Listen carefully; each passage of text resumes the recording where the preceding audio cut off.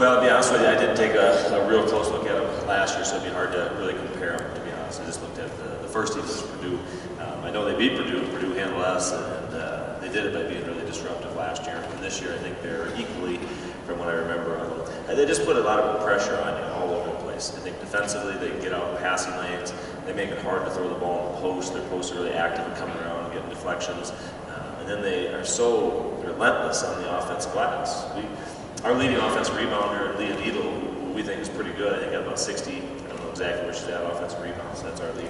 You know, they've got two players that have one player over 100, another one at 90, another one at 60. I mean, they rebound as well as any team I think we've played. So they're just relentless, I think, defensively and going to the glass. Those are things we've really talked about here this weekend, right?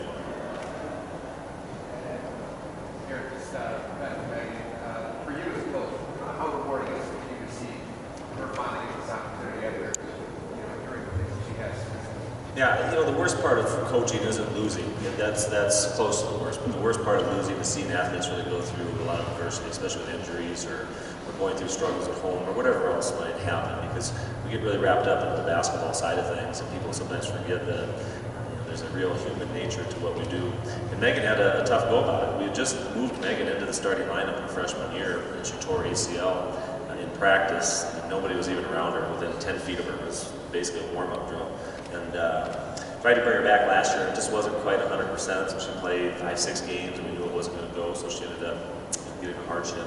And so really, as a sophomore, she just barely has played 1 year of college basketball and started adding up her games.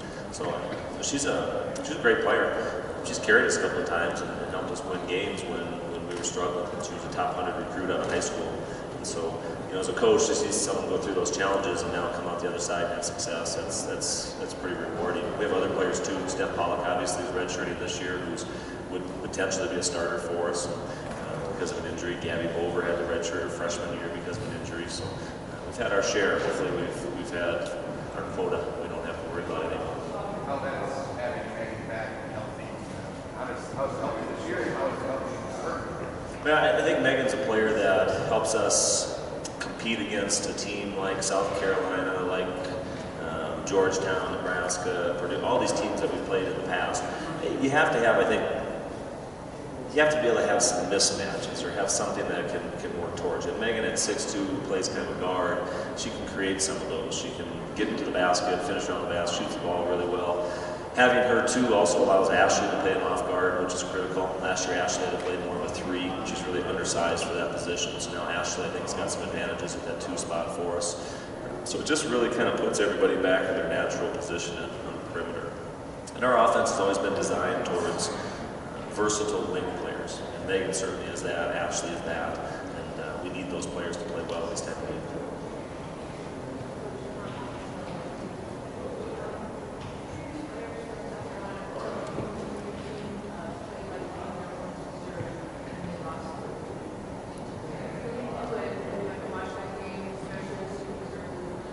Yeah, we watched a lot of film. I watched that one. I think we probably have some similarities, but we're also different. Definitely different defensively in what we do. We play a lot of player-to-player defense. We might mix in a little bit of zone, but we don't really. In that game, the way Missouri played, I don't think we would ever play. Not that it's better or worse, but just different styles. Offensively, maybe some similarities. You know, what we do offensively is ball movement's really important to us. We're not an isolation team, so we come down and give it to somebody and let them go. We need a lot of passing, a lot of ball movement to create some closeouts and create maybe some tougher matchups. And so that's great for us. What South Carolina does makes it hard for you to move the ball with their pressure. So it's really two contrasting sides. I think they couldn't be really any different from one another. Defensively, I think there's some similarities. We don't have the same quickness that South Carolina has in terms of getting out and putting pressure on people. But you know, we're pretty good defensively and maybe a little bit different way. A lot of, like I said, player-to-player stuff. But offensively is where you'll see, I think, a really pretty strong contrast between the two teams. Well, kind of like that Missouri game. You know, for us, we'll have to take care of the ball. That's going to be really critical. You know, South Carolina scores a lot of points on second chance points, and they score a lot of points in transition. teams that have success against them, they seem to handle those two areas. South Carolina doesn't come down and just drop 80 on you in the half court. You know, if they're going to get out and score 10 points, it's going to be because they're so good defensively and so good on the glass. So for us, we need to be really good in those two areas. If we are, hopefully we can keep the game, you know, in a manageable kind of number. If we're not good in those areas, then it's going to be a good day for South Carolina. You mentioned how good they are on the boards, physicality-wise, but also they're one of the worst free throw shooting teams. Does this give your team a chance maybe to match up that physicality, maybe not let them have the easy baskets, knowing they struggle from the charity stripe? Yeah, you know, we need to make them take some contested jump shots, but they do get to the free throw line quite a bit. When they get there, they get a lot of offensive rebounds. I don't know if people, I think they get almost 4.5 offensive rebounds on free throws a game. You know, we're disappointed if we give up one, and they're able to get quite a few. And so it's just that relentless mentality they play with. You know, and you can look at numbers a lot of different ways, and you can look at that and say they don't shoot free throws well. You know, they might not, but they obviously do plenty of other good things because they still win a heck of a lot of games. So that's, you know, I don't know how that's going to build into our strategy, but we're certainly aware of it.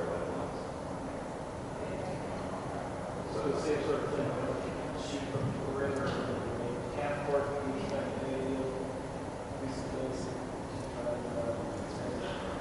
Yes and no. We don't. It's something you can get to this point, all of a sudden create a new defensive philosophy, and that's not our philosophy. Just to sit back and play a lot of zone and say, okay, go ahead, take those shots. If you make them, credit to you. If you miss them, then it's our benefit. We've just never ever been able to play that way because we need to have some tempo to the game too. We need to have some possessions. We're not just awesome in the half court at times, so we need some transition to score points as well. So I just think we have to be careful about changing too much of what we do because I think it takes away from some of our real core strengths that we have to have too. But you can make some of those adjustments with your normal defense. It's just kind of scouting for things. Who do we want to run at? Who do we not want to run at? Who can we help off of? And we've had to do that a lot throughout our conference season too. So those aren't big adjustments. It's just that you're doing it against one of the real top teams in the country now.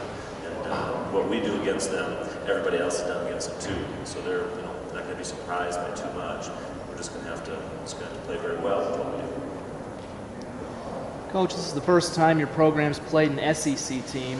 How do teams from that league compare to some of the other major conference teams you've played? Yeah, the first time this year, I think we've played a chunk of them in the past, but it's a real strong, it's a real athletic league. It's a league that's just very aggressive defensively. Like I said, I think offensively, they just get the right people involved in the right spots. They're not going to come down and pass it 15 times in possession and try and really shake you up, but they're going to get the right people involved in the right spots. And that league has always had so many really good players that players seem to take over those games. So as we played those teams in the past, they've been some real challenging matchups for us because of just the caliber of players. But we've played a lot of good teams here even this year. So I think our team's going to be ready for that and prepared for it. Like I said, they'll just have to play very well. Eric, how do you feel about not having played that? Oh, I think it's great. Yeah, I feel good about it. It doesn't mean we're going to win, but it's a heck of a lot easier than playing at Oklahoma or at Purdue or at Xavier. I mean, it's just, nobody can deny that. It makes a huge difference. Now, does that mean it's a level playing field? I don't know that I would say that. I mean, South Carolina is good. They're really good. And so whether they're playing at home or on the road, they're good. So it doesn't change what we have to do on the court. I think it changes the momentum.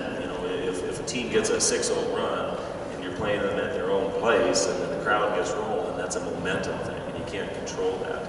Here, I just don't know. You hope that some of those momentum type plays don't have the same impact, I guess, because there's no home crowd for them. But they still are going to rebound good in Colorado. I know that. They'll rebound good at any state they're in. So we're going to play well. That's the big goal. Coach, I just noticed today that actually legendary coach Sox Walters Report is named after a coach at SDSU back in the 50s. Do you think maybe he'll give you some mojo now that you're playing on his court, something you can channel from him? I don't know. I wasn't alive in the 50s. I don't know if they had mojo in the 50s or if that's just our generation thing or not. It's neat history. It really is. I learned that when we played an exhibition game out here. I'm not going to say what year, but Coach Berry was still coaching. They just come off, I think, their Sweet 16 run. We were Division II at the time. And we came out here, and I remember a fan came up to me before the game and was telling me some of the history of that, and that's when I found out about it, too. So, yeah, it's a neat piece of trivia, I think.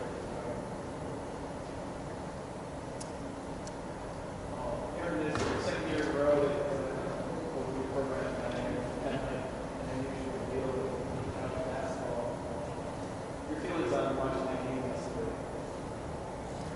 It was fun to watch the whole thing from start to finish.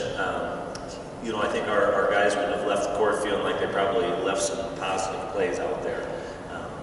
But I think you also recognize that part of why they had some challenges is because they're also playing Michigan.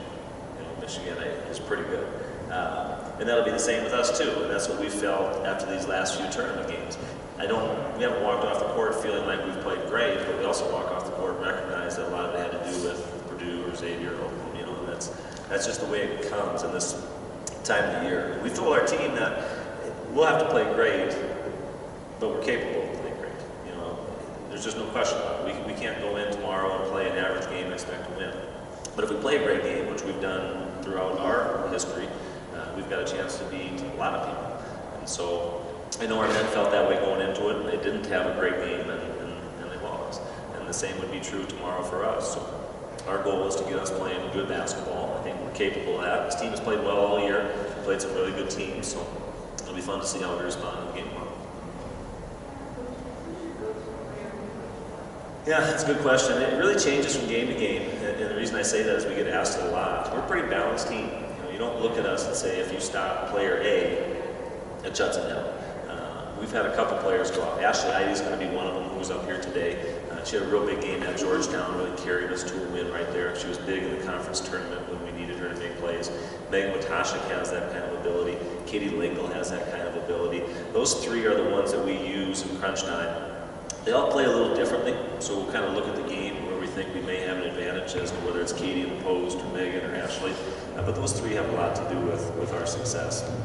Gabby Bover's another player who, her stats aren't going to jump off the page offensively, but in the last month, she's hit some really big shots. And she was someone as a freshman that really wasn't healthy. So her first year was just getting her feet under her, and now second year, pretty much a full season under her belt. She's got a lot more confidence, and she's made some big plays for us too. But it's really a group that does it rather than one individual. Coach, we're getting almost near 10 years to the day when you won the Division II national title on your way out of Division II. I know it's a championship, but if this program could find a way to break through and get to the Sweet 16, where do you think that would compare? Where do I think that would what? How do you think it would compare to make the Sweet 16 of D1 to winning a D2 title? Yeah, I guess I don't know. Hopefully we get there, and I can tell you what it feels like. I just think it would be a great benefit to our program, and we've talked about that with our team. This is an opportunity tomorrow, regardless of who we're playing, where we're playing, of all the logistics, but just the opportunity to be in the tournament is great. Not to play in the tournament, but to move forward in the tournament. We've played in the tournament a lot here, so we know what that's like, and we know what that does for our program. Our first year in, we beat TCU and then lost to Baylor by 2 to go to the Sweet 16. So we've been close. When you get those kind of experiences, those opportunities, you've got to make the most of them. And even though we've had 5 chances here in the NCAA tournament, you don't know when 6 is going to come. So this is our chance right now to try and take advantage of that opportunity and move our program forward to wherever that may be. With that said, how much pride do you take in the fact that you got 2 groups of seniors in a row, got this chance for 4 years, or all 4 years? What's that mean to you as a coach to be able to give them that opportunity? Well, that's fun. It's a lot of rings for them. It's great memories. And I think the seniors really take those memories more than even the younger players, because this is their last memory. This is their last fingerprint on their career. And it's just, it's exciting. I think it's a player's game. I think they're the ones that bring South Dakota State to these places. Our job is to more manage and hopefully get them feeling good, confident in the right spots. But it's a player's game, and they deserve the credit for what we've done as a program. The attention that we've gotten has been fantastic, and our players are right at the heart of that, so it's fun to see them respond and have these chances. Anything else for Coach? Kind of walk around Boulder, you see a lot of blue and yellow as the Jackrabbits fans start to appear here and there. How much does your fan base kind of mean to your team, and what do you maybe expect to see in the stands tomorrow? Well, we'll have a good crowd. I think we'll have a really good crowd. There are a lot of alums in this area. You start looking at the western part of the state, Rapid City, it's probably as close for them to get here as it would be to swing on over to Brookings. So I think we're going to have a good crowd here tomorrow. And we've always had a good following of women's basketball. We draw really well at home. Conference tournament, people look at those numbers, are pretty phenomenal to see how many people come out and watch women's basketball in the state of South Dakota. Success of our team has helped that. But I tell you, every year we've been in the NCAA tournament, when we don't advance, those great fans, I get a lot of good advice from them the next day about what we should have done. And so they're hungry to see us do well too. They're hungry to see us try and advance, and like I said, we'll do our best to play good basketball. All right, thank you, Coach. We appreciate it.